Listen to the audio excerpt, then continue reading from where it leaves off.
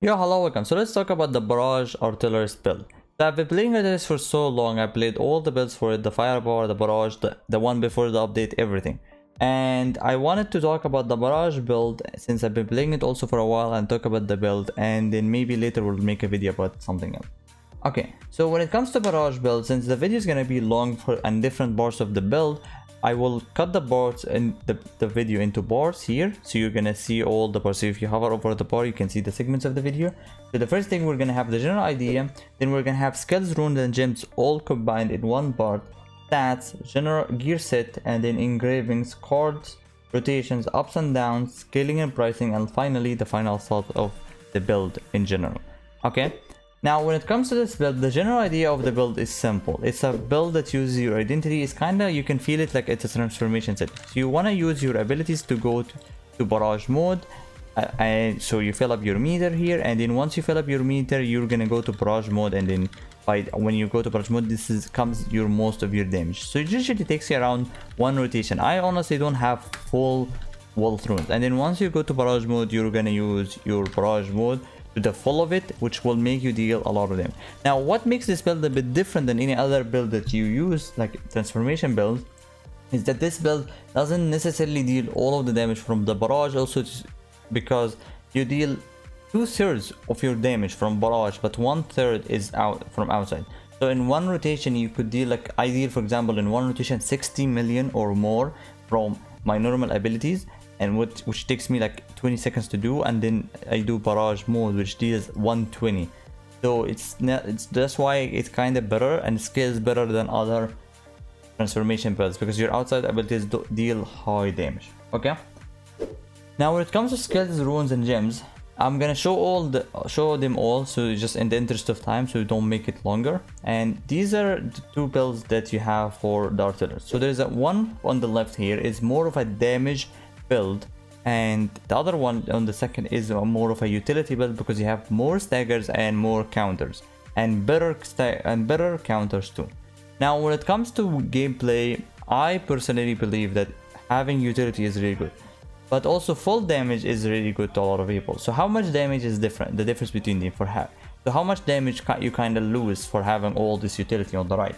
And the answer for this, on an average, I would say in 2 minutes you would lose 25 million on an average. Now, how much is 25 million? Because in 2 minutes I deal like around, I don't know, 800 mil from 800 to 850 million, and I lose like 25 million on an average. So comparison to the amount of damage you deal, it's not that huge, but comparison to a normal time, like it's 25 million, you could say it's high.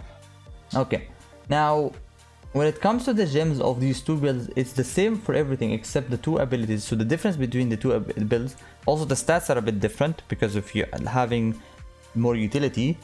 So the damage build, you have in the summon turret with a damage gem on it, but the utility one, you would have enable shot with a cooldown on it. So that's the biggest difference between the two abilities. Okay.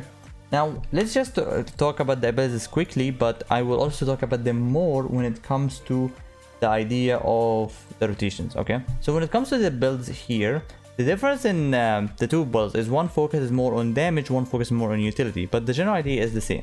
So the first ability you would care about is the Enhanced Shell. Enhanced Shell is your identity, and this one you want to have your identity on it.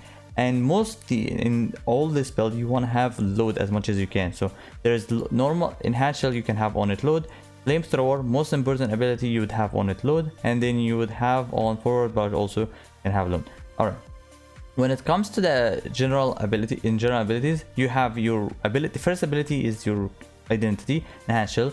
Forward barrage is a counter. For this build, you have no shot, which is the stagger and also a counter. Flamethrower is an identity gain. Shield is a shield, and then gravity explosion is a damage ability but gives you a lot of identity. Don't get fooled just because it doesn't have load on it. And then air raid and homing barrage are both of damaging abilities, but you get a good amount. And look at the amount of load we get from here, it's a good amount. Now, when it comes to the runes for this ability, you're kind of bound to two things. You're bound to having wealth runes, a lot of them, and also you want to gain wins on these abilities so you can finish the rotation faster, because once you go out of finish the damage from barrage mode and go out and then go in again, more damage. Now, for the damage build, you would have bleed on you would have the bleed on the summon turret, but here you don't have the bleed on summon because you have overwhelm. You're using one extra rune.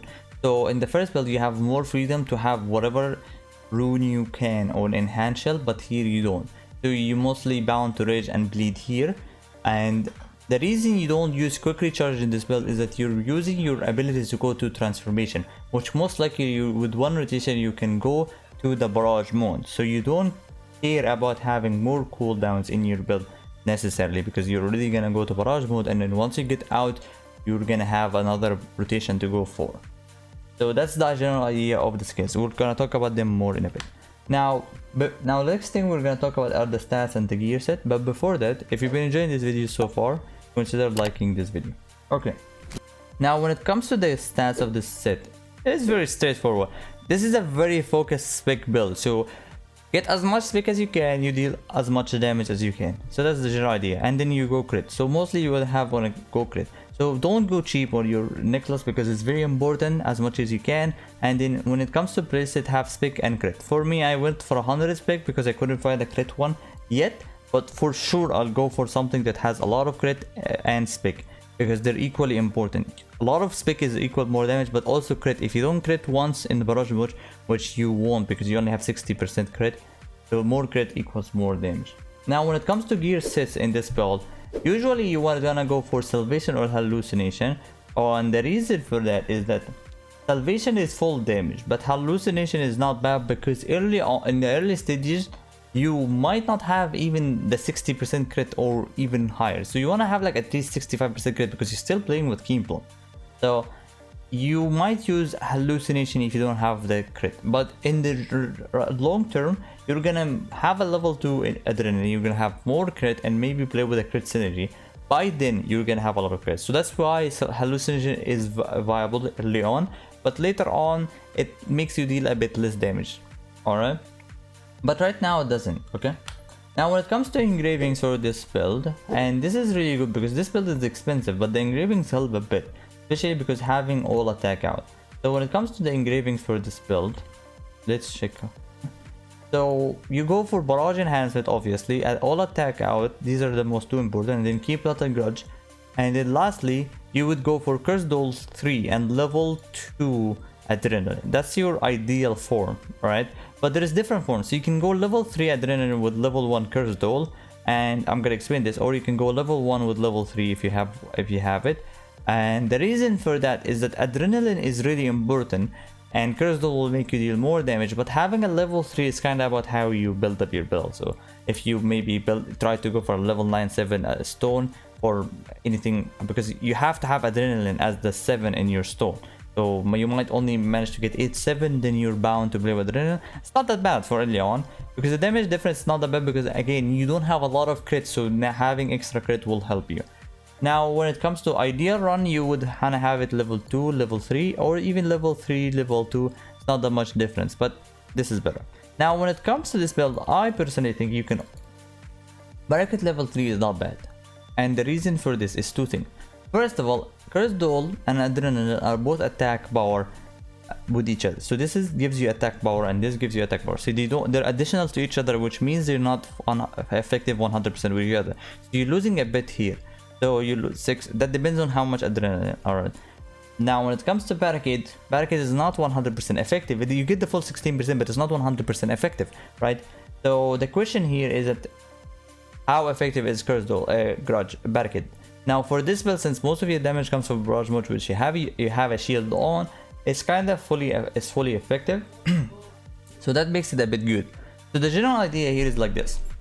If you want to go for max damage, obviously go for Curse Doll, but if you don't like the Curse Doll debuff, you could go for Barricade. Also, if you're going for a new ancient gear, for example, and it's kind of expensive to go for Curse Doll and Barricade would make it a bit cheaper, you could go for it. I personally think it's good because the 2%, 3% you gain from making your build look better in ancient gear, and you're not losing that much from Barricade, so it equalizes. But if you want to go for max damage, Curse Doll is the go-to. Alright. Now, next thing we're gonna talk about are the card sets. The cards you can use. Now when it comes to cards for this build, it's straightforward, alright? You just want Light of Salvation. Now if you don't have Light of Salvation, the options are very limited. Lost One Cliff is the only option. Now you might question, why don't you play with Deep Dive? Now Deep Dive is a good stat as long as you don't have a lot of additional damage. Now since you're playing with additional damage from Salvation set, which is a lot of additional damage, that makes Deep Dive so weak that to the point that you cannot use it. So it's not good at all. Unless you play with the Salvation set and you wanna play with Deep Dive, maybe. I mean Hallucination set. If you play with Hallucination set, then maybe it will be good enough. But other than that, it's never gonna be good enough. Okay? So you can just play with the 7% crit and go with it. Alright. Now when it comes to the rotations of this build, it's simple. So with the summon turret one, you just want to summon the turret at any time. But if you're gonna play with this build, which I prefer a lot, but you can have both. There's no problem having both since you only switch one gem. Your rotation is simple. You want to have the identity, the one that gives your synergy on the boss, and then go with your abilities normally. So you want to go with full rotation, and since you have a lot of like abilities that are short cooldown, like these two, try to sneak them in so you can have your identity faster and then go to identity. So it's a very straightforward build. There is not a lot of like mechanics when it comes to dealing, but also the one most important thing is to always keep your identity on the synergy. The defense one. You get it from the ability here. This is all. It's even longer, and you can get it from the enhancer.